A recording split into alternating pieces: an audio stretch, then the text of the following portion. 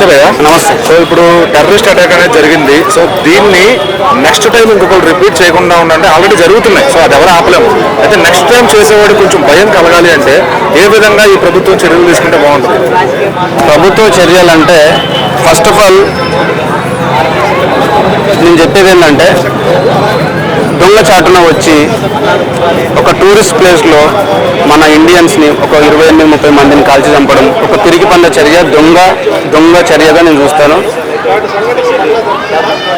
ఎందుకంటే పాకిస్తాన్కి ఇది ఫస్ట్ టైం కాదు. ఎందుకంటే ప్రతిసారి ఏదో విధంగా ఇండియాని రెచ్చగొట్టడం, ఉగ్రవాదులు పంపించడం, ఇండియాని ఏదో విధంగా నాశనం చేయడం, ఇండియాలో ఎట్లా కొట్టాలో మత కళలు సృష్టించడం, అక్కడున్న జనాభాని చంపడం, అంటే ఆర్మీ డ్రెస్లో వచ్చి అంటే ఐడి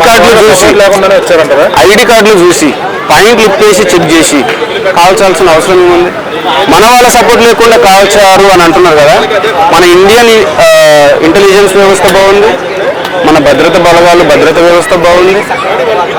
కానీ దొంగగా తప్పించుకొని ఆర్మీ డ్రెస్లో రావడం, దొంగలే కదా వచ్చేది. అలాంటప్పుడు అంత ధైర్యం ఉన్నప్పుడు ఒక రెండు నిమిషాలు అక్కడ ఉండాల్సింది. మన ఇండియా పవర్ ఏంటి వాళ్ళకి తెలిసేది. ఒక్క 2 నిమిషాలు ఉండాల్సింది.